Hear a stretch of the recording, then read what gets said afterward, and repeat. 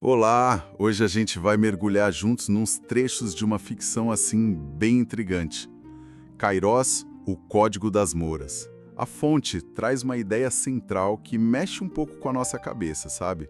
E se o tempo não for só o relógio, o Cronos, linha reta, mas sim Kairos, tipo um campo, uma espiral, onde tudo se conecta e, quem sabe, pode até ser mudado. Os textos que a gente vai ver sugerem um saber muito antigo, quase perdido, que está codificado em símbolos, tipo a concha, a espiral e na própria geografia do planeta, guardado por iniciados, por figuras meio misteriosas. Nossa missão aqui é tentar puxar os fios dessa trama, sabe? Entender os conceitos principais que essa ficção está construindo. Certo, então, vamos lá. A narrativa já começa com a Amara, a personagem, olhando para um holograma, mas não um mapa qualquer, né? Ele reage e mostra um padrão de espiral que liga a lugares super distantes, como o Peabiru, aqui na América do Sul, São Tomé das Letras, em Minas, e até os Crop Circles, lá na Europa. O texto fala que isso é a ativação do tal código Kairos. Exato. E logo de cara a ficção já planta essa diferença, né? Cronos e Kairos. Cronos é o tempo do relógio, a sequência, tic-tac. Já Kairos, que vem lá da filosofia grega, né? Momento certo, aqui na história vira algo bem maior. Um campo não linear, quase outra dimensão do tempo, onde a mudança de verdade pode acontecer. E a história sugere que esse campo tem pontos específicos na Terra. Brasil, Peru, Galícia, Saara. Tipo uma rede invisível que é ativada por esse código. E essa ativação parece que dispara uma jornada, né? A fonte descreve uma expedição bem surreal para a Amazônia. Usam até uma tecnologia que chamam de Kairos, um helicóptero que some dos radares e pousam numa clareira, perfeita, geometricamente. Aí encontram uma escadaria em espiral, na rocha viva, que parece ser muito mais antiga que qualquer história que a gente conhece. Sim, e essa descida pela escada é fundamental na descrição. As paredes não são só decoradas, elas têm uma mistura de símbolos de culturas antigas que no nosso mundo a gente vê separadas, né? Sumérios, egípcios, marajoaras, runas e até os patrões dos crop circles. E o que une tudo? A espiral, a concha. Aí entra um conceito que a personagem Leila traz que é fascinante. Não é só escrita, é linguagem fractal.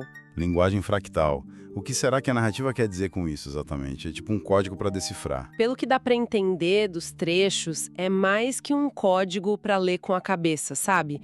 A ideia é que essa linguagem funciona num nível vibracional. É som, é forma, geometria que mexe direto com o tal campo da realidade.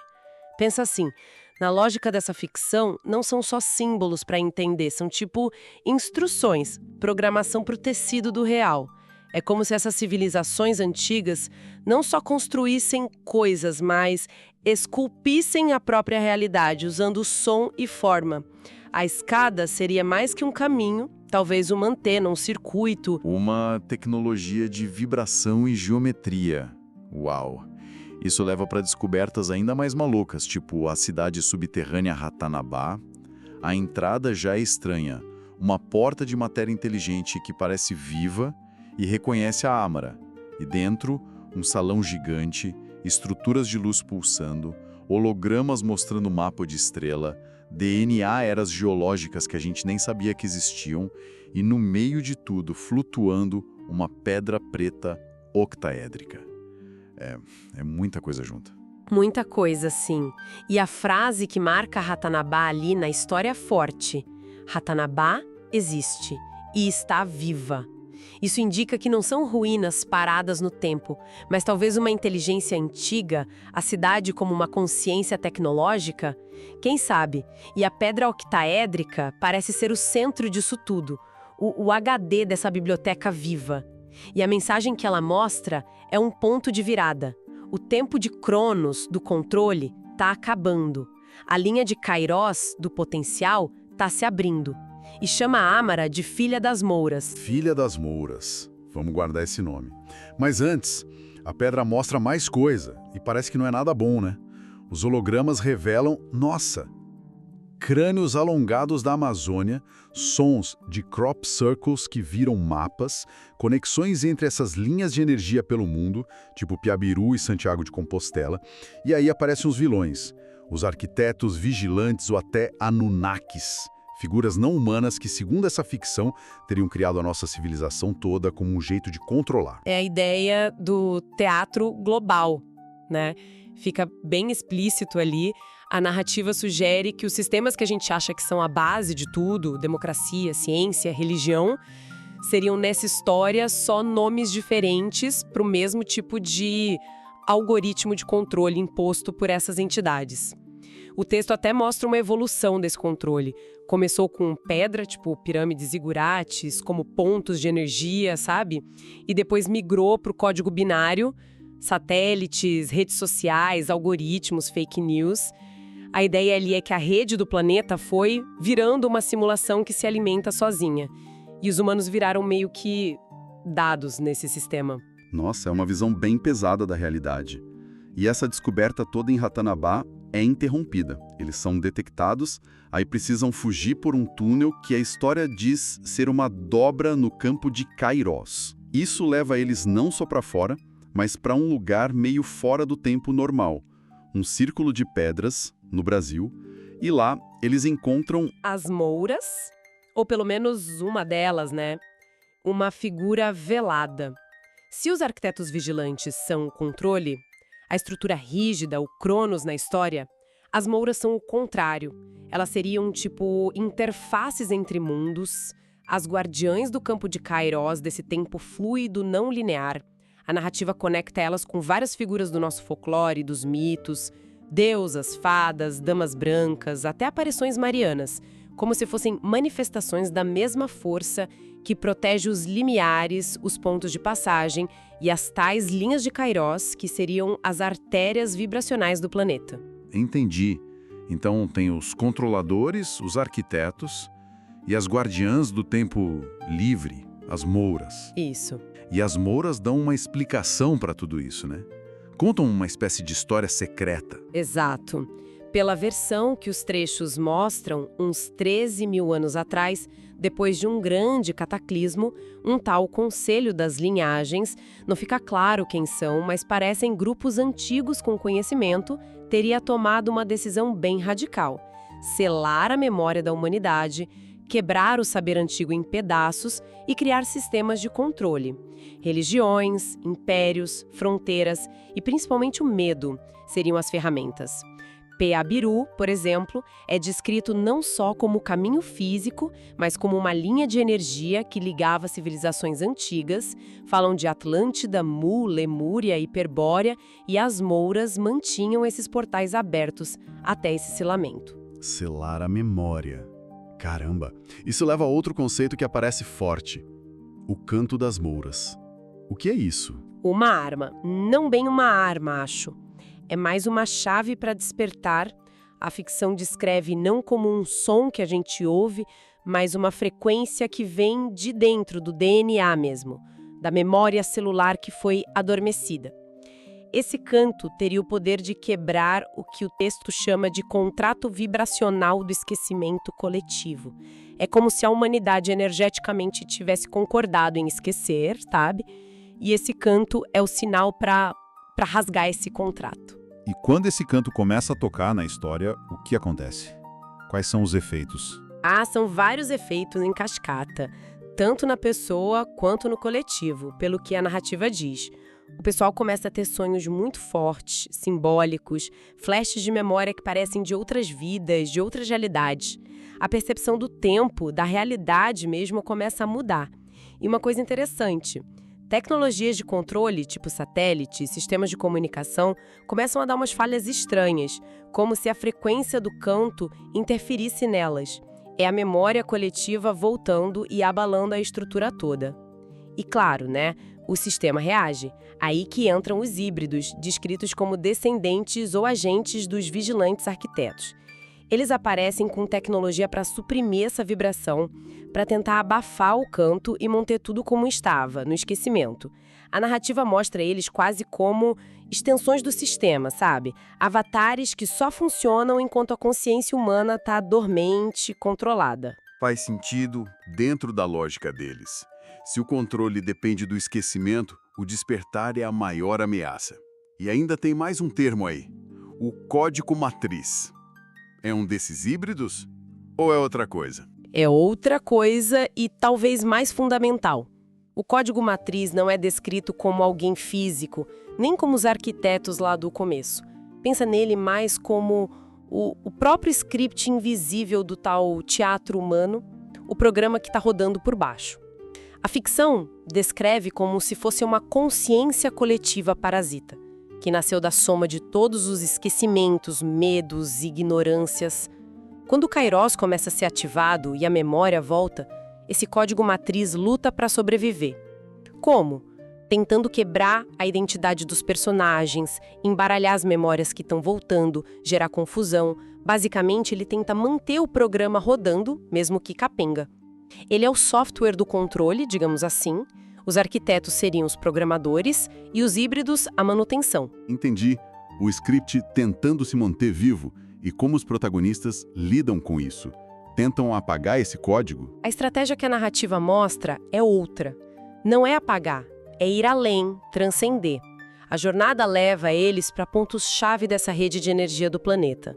Tipo a Chapada dos Veadeiros, na latitude 14, um paralelo que a ficção liga com outros lugares fortes como Gizé, Machu Picchu. Lá, eles usam aquela pedra preta de Ratanabá para ativar um obelisco de luz, que seria um decodificador antigo, e isso manda ondas de despertar pela rede Kairos toda. É aí que aquela frase, o mapa não está no mapa, o mapa está no sangue, faz mais sentido. O conhecimento, a chave, não está fora, está dentro.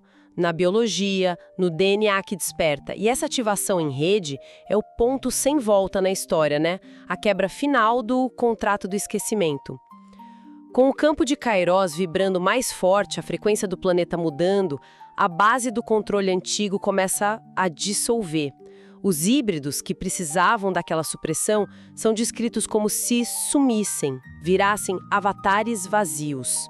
O código matriz, o script, ainda existe como possibilidade, como memória, mas perde o poder de impor a realidade. A partir dali, segundo a ficção, seguir o padrão antigo ou não vira uma questão de escolha, vibracional, de cada um e do coletivo. Uma escolha. Então, a batalha final não é com armas e tal, é mais uma decisão interna, de frequência. Exatamente. A ativação final acontece no que chamam de coração do campo, que seria na Chapada Diamantina. Outro obelisco de luz, aí aparecem milhares de mouras e o canto do planeta chega no máximo. Isso causa alterações globais que dá para medir, sismógrafos malucos, magnetismo alterado, percepção do tempo mudando e um despertar gigante da memória coletiva, como tá nos trechos. E depois desse despertar todo, o mundo vira de cabeça para baixo? A narrativa sugere uma mudança que é mais sutil e ao mesmo tempo profunda. Começam a surgir os guardiões do campo, ou tecelões do código vivo, pessoas que tiveram as frequências das suas linhagens originais, aquelas ligadas ao saber antigo, pré-esquecimento, ativadas. Eles formam redes para sustentar esse campo desperto. E o interessante é que a ficção descreve que passam a coexistir duas realidades, ou duas humanidades. Os que escolhem o espelho, a consciência desperta, a responsabilidade de criar a realidade, e os que por medo ou apego tentam recriar o teatro, o script antigo do controle e do esquecimento. O mundo por fora pode até parecer parecido, mas a camada vibracional, a consciência de quem está ali, é radicalmente diferente. E é nesse momento que surge o tal manifesto das linhagens originais. O que ele diz, esse manifesto? O ponto principal é que ele não diz ele é. Segundo a ficção, não é palavra no papel. É um campo de frequência coletivo emitido por quem despertou. É tipo uma declaração vibracional de soberania, da consciência sobre os programas, do corpo como algo sagrado, do planeta como ser vivo e a escolha consciente pela espiral de Kairos, a criação contínua, em vez da grade de Cronos, o controle, a repetição. A realidade, nesse novo estado que descrevem, vira um campo de criação permanente, sem um roteiro fixo vindo de fora. E a mensagem final que os trechos deixam é bem direta. A responsabilidade agora é de quem está consciente. A escolha é tua. O próprio livro, nessa metalinguagem toda, se coloca não só como história, mas como um campo, um espelho, um selo vibracional para ser ativado pela ressonância de quem está lendo, não só para ser consumido, entende? Toda a ênfase volta para a ideia de que o mapa verdadeiro, o código principal, sempre esteve dentro, no corpo, no som interno, na vibração da intenção da pessoa. Uau! Que viagem! Então, se a gente juntar as peças dessa ficção que a gente viu, o caminho é descobrir uma realidade escondida, Kairos, Ratanabá, entender como funciona o controle baseado no esquecimento, arquitetos, código matriz, achar as chaves para despertar, Mouras, canto, DNA, participar da quebra desse sistema e, no fim, assumir a responsa de co-criar a realidade num campo que está aberto, cheio de potencial. É uma jornada em tanto que a história propõe. Sem dúvida, o poder simbólico dessa narrativa, pelo que os trechos mostram, é muito forte. Ela mexe com temas que são universais, né?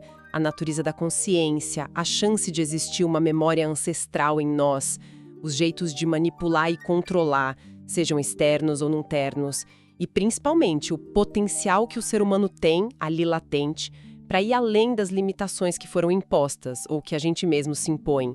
A ideia central de que o saber mais profundo está na nossa conexão com a Terra e com a nossa biologia e que a gente acessa isso por caminhos como intuição, ressonância.